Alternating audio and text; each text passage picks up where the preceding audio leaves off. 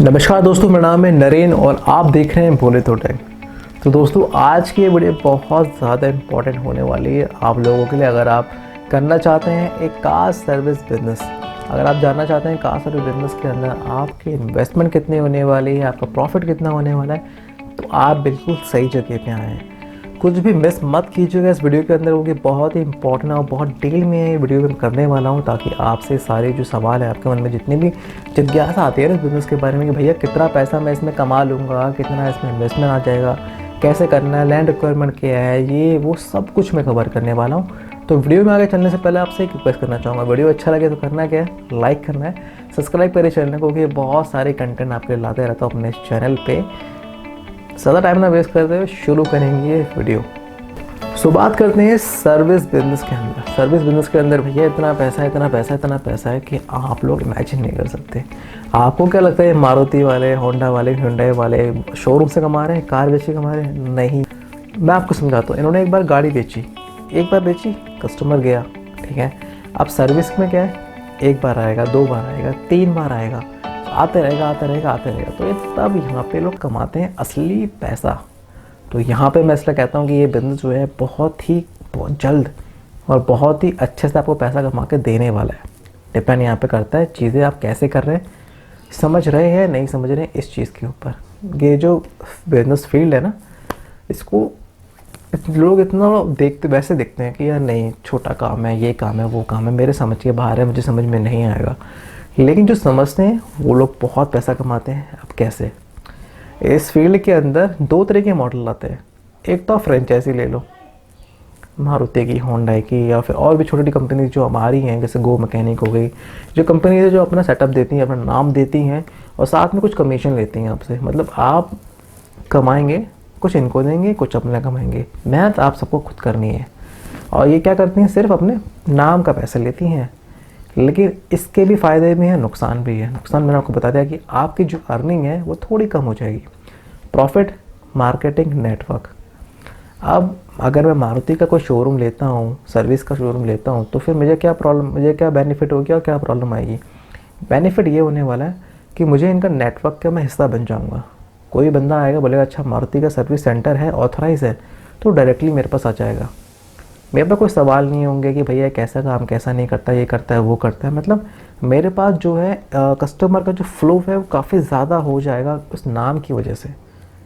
ये इसका बेनिफिट है। लॉस, अगर आप 100 रुपये कमा रहे हैं तो 30 रुपये उन्हें दे रहे हैं, 70 आप खुद कमा रहे हैं। उसमें से फिर आप टैक्स भी दे रहे हैं, चीज़ें भी और भी, आपके एम्प्लॉयज़ हैं, ये सब वो सब है, मेंटेन करना। तो आप समझ रहे हैं ना चीज़ों को, आपका अर्निंग कम हो जाएगा। दूसरा, खुद का शुरू कर लो।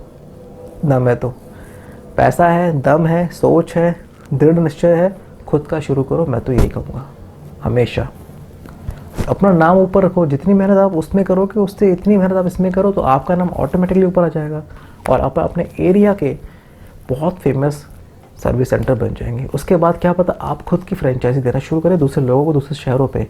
थोड़ा बड़ा सोचोगे तो बड़ा ही होगा।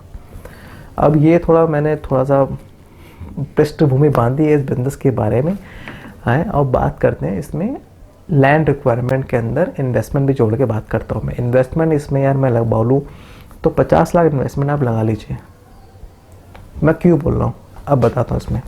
क्योंकि आपने जब भी कोई सर्विस सेंटर देखा होगा, छोटा बड़ा, सोच पे डिपेंड करता है ना, कि आप गली कुचों वाले सर्विस सेंटर पर जाना पसंद नहीं करेंगे। आप ये बोलेंगे यार नहीं, मज़ा नहीं आएगा। एक नाम से, एक जगह से फ़र्क पड़ता है। तो मैं यह कहना चाहता हूँ कि आपको जो कंपनी का सर्विस सेंटर होता है उतना वैसा ही बनाना है, लेकिन अपने नाम से, ठीक है। तो उसमें अब खर्चा, वो मशीनें इसकी थोड़ी महंगी आती हैं, जो लिफ्टिंग की होती हैं, टूल्स होते हैं, ये सब महंगे आते हैं। उसके बाद आपके मैकेनिक्स की सैलरी होगी, ऑफिस में अटेंडेंट होंगे उसकी सैलरी होगी। तो ऑफिस मेंटेन करना, वर्क स्टेशन मेंटेन करना थोड़ा कॉस्टली हो जाता है। तो इसलिए मैंने इतना बोला है। और साथ साथ इसके अंदर मैं आपको स्पेयर पार्ट्स का एक स्टॉक भी रखने के लिए बोल रहा हूँ, जहाँ पे आप स्पेयर पार्ट डायरेक्टली सेल भी कर सकते हैं और अपने पास रख भी सकते हैं, अपने जो गाड़ियों में जो सर्विस के लिए आएंगे उसमें लगाने के लिए, ठीक है। सिंपल सी बात है यार, अगर आप सिर्फ सर्विस करेंगे तो पार्ट्स भी चाहिए ना आपको। कोई चीज़ ख़राब हो गई तो लगाएंगे क्या, बाहर से लेने जाएंगे उस टाइम पे? तो आपके पास स्पेयर पार्ट का स्टॉक भी होना चाहिए। तो आप डायरेक्टली स्पेयर पार्ट भी सेल कर सकते हैं। कोई बंदा आया, उसने बोला भाई मैं गाड़ी ठीक कर रहा हूँ, मुझे इसका ये चाहिए वो चाहिए, तो आप उसको भी सेल कर सकते हैं। बहुत प्रॉफिट है इस चीज़ के अंदर, आप समझेंगे नहीं, मैं आपको समझाने की कोशिश करूँगा आप ही कितना प्रॉफिट है। आप अभी अपने इन्वेस्टमेंट देख के थोड़ा सा आप डगमगा गए होंगे, लेकिन अभी प्रॉफिट के बारे में बात करेंगे, ठीक है। लैंड हाईवे के ऊपर है, आसपास है, मार्केट एरिया पे है, जहाँ पे का स्पेशली कार मार्केट के आसपास है, तो वहाँ पर बनाना है, सबसे अच्छा बनाना है। कस्टमर भगवान है, इस बात को आप रख लीजिएगा। कंपनी का जैसा है वैसे मैंने आपको बोला है कि भैया बैठने की अच्छी व्यवस्था होनी चाहिए, खाने पीने की, चाय कॉफ़ी पानी आप दे ही सकते हैं, इतना आप कर सकते हैं। अच्छे एम्प्लॉय रखिए, अच्छे मैकेनिक रखिए, ठीक है। ये आपका एक मैंने बेसिक बता दिया कि इन्वेस्टमेंट के हिसाब से ये है। अब इन्वेस्टमेंट के बारे में बता दिया मैंने, अब प्रॉफिट के बारे में बता देता हूँ। प्रॉफिट सिंपल, कोई सर्विस करने की कोई गाड़ी भी आती है, वो 3 से 4 हज़ार रुपये आपके बन गए, 5 हज़ार रुपये पकड़ लेते हैं। इसमें अभी मैं स्पेयर पार्ट डाल ही नहीं रहा, स्पेयर पार्ट डालोगे 10 हज़ार के ऊपर की एक एवरेज लगा लेता हूँ मैं, ठीक है। 5 हज़ार पकड़ लेते हैं, ठीक है। 10 गाड़ी आई, कितना हो गया? 50 हज़ार। और 10 ही गाड़ी आएंगे क्या आपके पास जब आप ठीक ठाक करेंगे? तो 10 की 100 भी हो सकती हैं, 20 भी हो सकती हैं, 25 भी हो सकती हैं। तो अगर 10 भी आती हैं तो आप एक दिन का 50 हज़ार रुपये कमा रहे हैं। तो उस हिसाब से कैलकुलेशन कर लीजिए कि आपका रिटर्न कितना जल्दी आ जाएगा, आप एम्प्लॉयज़ को कितना देंगे, मैकेनिक को कितना देंगे, कितना आप खर्च करेंगे। तो उस हिसाब से मैं बता रहा हूँ मैं आपको। पैसा इसमें बहुत है, लेकिन आपके पास इन्वेस्टमेंट करने की क्षमता होनी चाहिए स्टार्टिंग में, और दम होना चाहिए, भैया ये चलेगा, मैं चला के ही रहूँगा ऐसे, वो होना चाहिए, ठीक है। और सबसे बड़ी बात है, मैं कहना चाहता हूँ इस अब जो मैं बात बोलना चाहता हूँ उसको भाई आप 4-5 बार रिमाइंड करके सुन लीजिएगा, और अगर नहीं आता तो लिख लीजिएगा।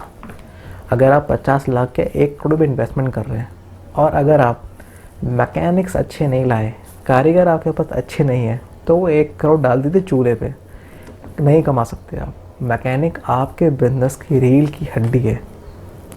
मैकेनिक ढूंढने में आपको 1 महीना लगे, 2 महीने लगे, 3 महीने लगे, 4 महीने, मतलब कितना भी टाइम लगे, उसके बिना आप शुरू मत कीजिएगा। कम से कम अगर आप जिस लेवल में बता रहा हूँ उसमें कम से कम आपको 4 से 5 मैकेनिक चाहिए होंगे। इसमें से आप 2 या 3 एक्सपीरियंस वाले मैकेनिक ला सकते हैं, भले वो सैलरी आपसे यार कितना ही मांग लें। वो अपने काम अगर आपको ऐसा लगता है ना मैकेनिक का कितना पैसा ले लेगा मुझसे, अगर वो आपसे 50 हज़ार ही मांगे, आपसे 1 लाख महीना में मांग ले, तो आप उसे देखने से मना मत कीजिए। क्योंकि मैकेनिक अगर गया तो भैया आप थोड़ा ठीक कर पाओगे। अगर आपको नॉलेज है चीज़ों की तो भैया आप तो फिर तो कर सकते हो, अगर नहीं है तो मुंह बंद करके आराम से जो बोल रहा है उसको नेगोशिएट करके थोड़ा सा ठीक ठाक उसे, मेरा कहने का मतलब है उसको ऐसे खुश रखो जैसे आप अपनी वाइफ को रखते हो, उससे भी अच्छी तरीके से रखो, मैं ये कहना चाहता हूँ बस, और कुछ नहीं। तभी वो आपको कमा के देंगे अच्छे से, ठीक है। मैकेनिक नहीं तो बिजनेस नहीं। अब मैकेनिक ढूंढना कैसे है आपको? भैया जाना पड़ेगा, ढूंढना पड़ेगा। कार ठीक अच्छे से कौन करता है? वो ट्रेनिंग, ऑफिशियल ट्रेनिंग अगर करानी है आपको, अगर आप मतलब थोड़ा सा स्पेसिफिक दिखाना है कि आप जैसे इनके ना बहुत सारे वर्कशॉप्स होते हैं, मारुति के होते हैं, हुंडई के होते हैं, जहाँ पे ट्रेनिंग दी जाती है, और बहुत सारे ट्रेनिंग सेंटर्स होते हैं। तो वहाँ से आप इनको ऑथराइज़ भी करा सकते हैं, ताकि आपको लगे कि हाँ हमारे यहाँ काम करने वाले सब ऑथराइज हैं, और इनको ये काम भी आना चाहिए। हुंडई का, मारुति का, होंडा, जितने अलग अलग कंपनीज उनका काम भी आना चाहिए। तो वो आप अपने हिसाब से देख लीजिएगा। सिर्फ यही है कि इनको खुश रखेंगे तो ये आपको खुश रखेंगे। तो ये आप समझ रहे होंगे कि मैं क्या कहना चाहता हूँ यहाँ पे। तो यार बहुत अच्छा स्पेसिफिक बिजनेस प्लान है उन लोगों के लिए जो भी चीज़ें समझते हैं और करना चाहते हैं। तो अगर आप बिजनेस करना चाहते हैं तो आप खुले मन से कीजिए, अच्छे मन से कीजिए, और सबसे बड़ी बात, किसी को धोखा मत दीजिए, झूठ मत बोलिए। चीज़ों को आप जितना सफाई से और अच्छाई से रखेंगे ना, उतना आप अच्छा कमाएंगे। क्योंकि किसी एक कस्टमर से आप एक बार नहीं कमाना चाहेंगे ना, आप 12 बार कमाना चाहेंगे। तो आप इस बात को सोच लीजिए, इस बात को गांठ बांध के रख लीजिए, इस बिजनेस के लिए नहीं, किसी और बिजनेस के लिए भी। तो मेरा नाम है नरेन, मिलूँगा आपसे अगली वीडियो में जिसमें बात करेंगे किसी और बिजनेस फ्रेंचाइजी के बारे में। देखते रहे बोलो ट्रैक। मैं यही कहूँगा, कोई सवाल है कमेंट सेक्शन में आप लिख सकते हैं। अगर आपको इंस्टा पे पूछना है तो आप इंस्टा पे पूछ सकते हैं। मिलूँगा आपसे अगली वीडियो में जिसमें बात करेंगे किसी और बिजनेस या फ्रेंचाइजी के बारे में। देखते रहे बोलो ट्रैक। धन्यवाद।